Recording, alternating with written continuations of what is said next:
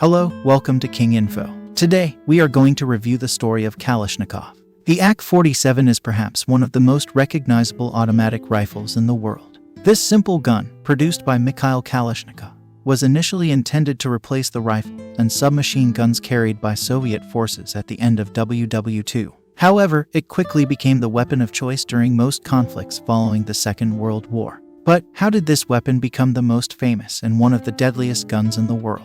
The inventor, Mikhail Kalashnikov. The story of the AK-47 begins with its creator, Mikhail Kalashnikov, a poor man who would eventually become a Soviet hero. He was born in November 1919 into a large peasant family in the small village of Kuria. The state viewed Kalashnikov's family as kulaks. Kulaks were peasant farmers who owned large amounts of land and were often seen as hesitant allies of the revolution. During the Soviet collectivization process of the 1930s, the Kalashnikov family were among the millions who were displaced to Siberia. It was here that a young Mikhail Kalashnikov learned how to use a rifle. When Kalashnikov turned 13, he returned to Korea, where he became a mechanic at a tractor station. His new job ignited an interest in machinery. In 1938, Kalashnikov joined the Red Army as a tank mechanic. During his training, Kalashnikov developed his first few inventions, all of which concerned tanks and small weapons. He was promoted to tank commander by the time World War II broke out. Kalashnikov served in the 24th Regiment. During the Battle of Bryansk in October 1941, Kalashnikov was wounded in combat and later hospitalized. This unfortunate event was surprisingly the spark that would lead to Kalashnikov inventing the AK-47.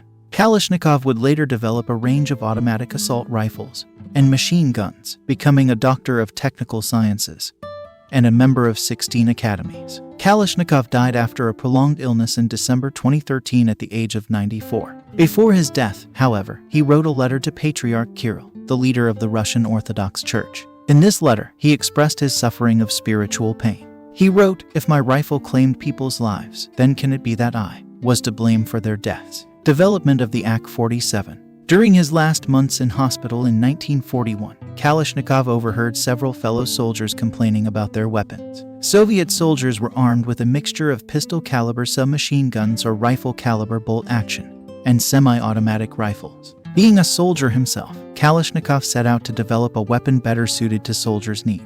He first designed a submachine gun, which was not accepted into service. Despite this, his talents were noticed, and Kalashnikov was assigned to work closely with the Soviet Union's Chief Artillery Directorate. In 1944, Kalashnikov, along with several other arms designers, was tasked to design a weapon that could use the new 7.62x39mm cartridge. Taking inspiration from the American M1 Garand, Kalashnikov designed a gas-operated semi-automatic weapon. Unfortunately, it lost to competitors. In 1946, during another rifle development competition, Kalashnikov designed another gas-operated weapon. This rifle, however, had a short-stroke gas piston above its barrel, known as a breech block mechanism. It also had a rotary bolt, separate safety and fire selector switches, and a two-part receiver with separate trigger unit housing. Further, it had a non-reciprocating charging handle and the iconic curved 30-round magazine. This design moved on to the second round of the competition, where it proved to be extremely reliable. However, in 1947, he was convinced to overhaul the gun's design to improve its reliability even further. The new weapon now used a long-stroke gas piston above its barrel, and its two receivers were combined.